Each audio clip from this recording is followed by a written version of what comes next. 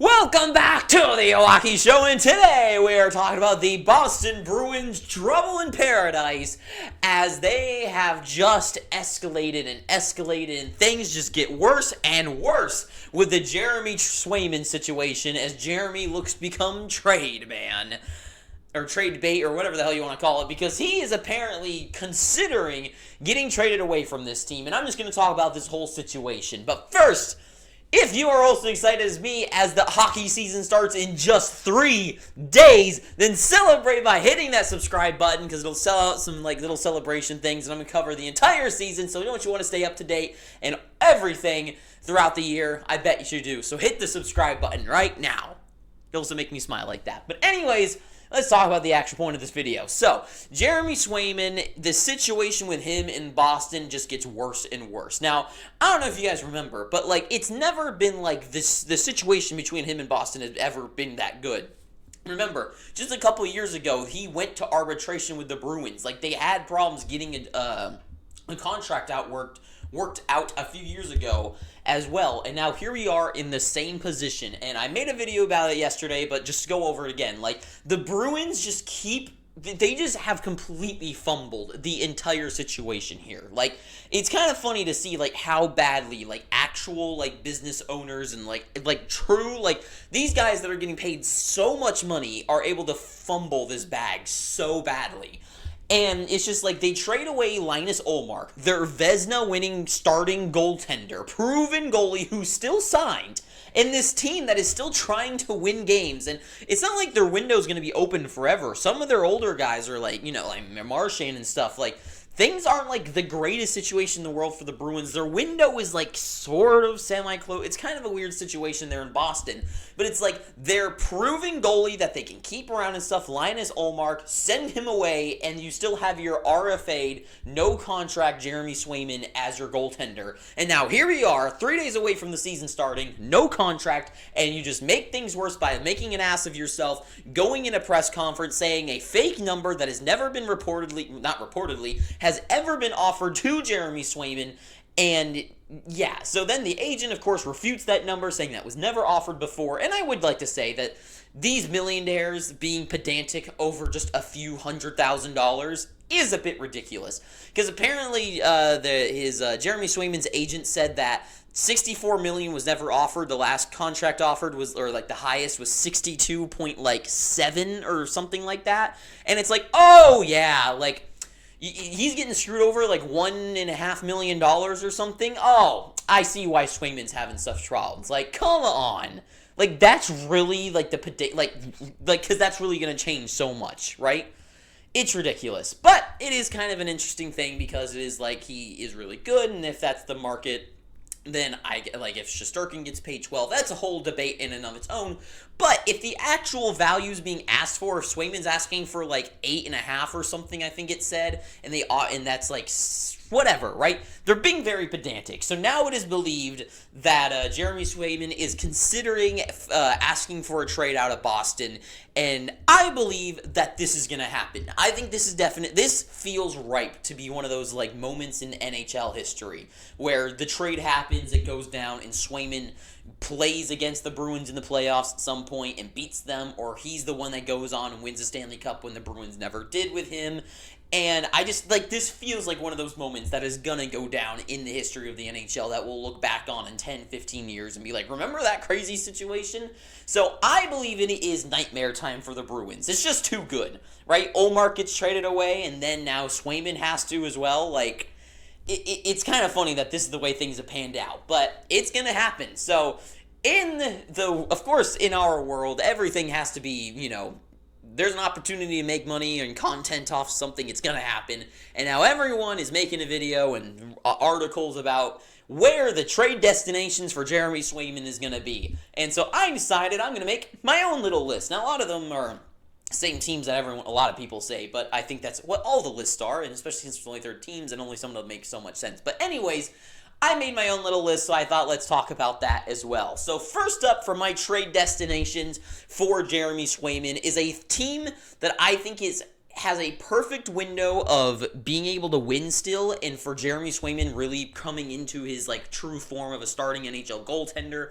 I think this is a team that still has a long ride ahead of them to winning Stanley Cup, has a lot of time to breathe. Like, they don't really have like a crunch time scenario right now, and that is, I believe, is the Carolina Hurricanes. They have a lot of rings. They're not in a win now mode. They're not in a, I mean, they want to win now, but you know what I mean. Like, it's not like their window to win the Stanley Cup or have that success is coming to a close this year or next year. They have a huge window with Aho and Jarvis and Svechnikov and Slavin. Like, they are built to last, right?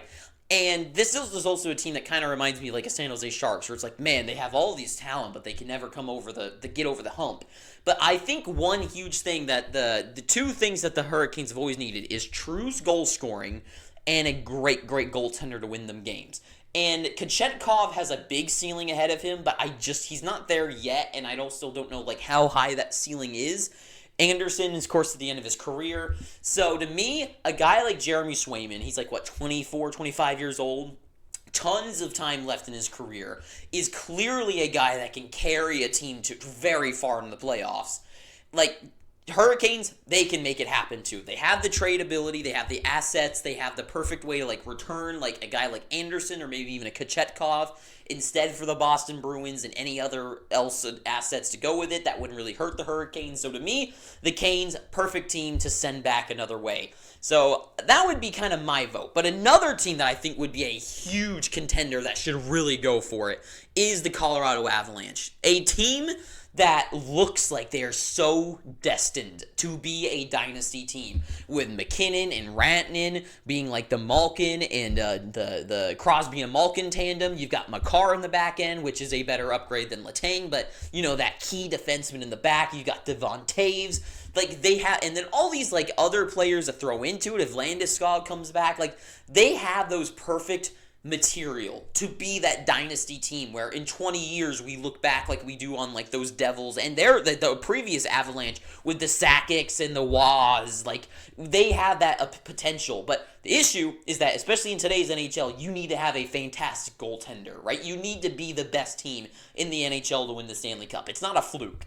And for me, Georgiev, I've been saying it for a lot, but he shows a lot of cracks. He is a big issue with them coming into the playoffs.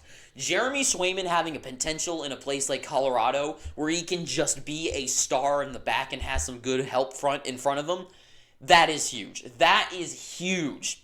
And to me, if the Avalanche are in the perfect time to be that dynasty team, win a couple, maybe 3 Stanley Cups in the next like 6 years, that is what they need, is that goaltender in the back end of things. Saves a whole lot of help that comes from like their kind of a lack of good defense, and then, good defensive depth, and also just kind of like clutch goaltending that you need. Like, the Avalanche, huge, like, should be buying in, and I fear the Avalanche. So to me, like, the idea of that happening is scary, but it makes sense. Toronto Maple Leafs. No. I see people saying, like, you know, Toronto should trade, like, Joseph Woll and someone else, and they get Jeremy Swayman. It's not going to happen. No way in hell are the Boston Bruins going to trade Jeremy Swayman to the Maple Leafs. It's just not going to happen. There is no way. Like, they just will do anything but do that. So, to me, there's not even a reason to discuss about that. There's no way same thing goes for the Canadians. There's no way that Montreal gets him either, right? Those two giant rivals. There is no way the Bruins are going to screw themselves and give the biggest rivals of their history a good goaltender like that. Not going to happen. Chicago. Tons to give away. Plenty of options to send back to Boston to make, like, they can make any trade happen, right? They have the assets.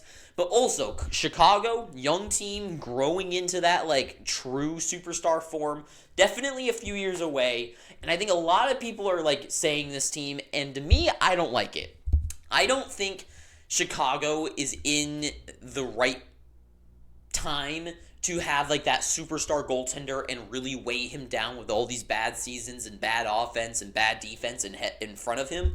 I just don't think Chicago needs that. They also have a pretty good couple of goaltenders in their pipeline as well. So, and also goaltenders are not that hard to trade for, so if they ever need a good goaltender in like 3 years when they might start being contending for a playoff spot, they can worry about that then. I don't think Jeremy Swayman really needs that now, and I don't think the Chicago Blackhawks need that now. So me, no. Utah's another big one I keep saying, which would be pretty funny because, if you watch 2BC, that means they're going to win the Stanley Cup 5 years in a row or something. So that would be kind of funny if that actually happened. And Utah definitely has, the assets to trade away once again, and also including good goaltending. So if Boston wants a good goalie in return, they have Connor Ingram. Vemelka's not that bad.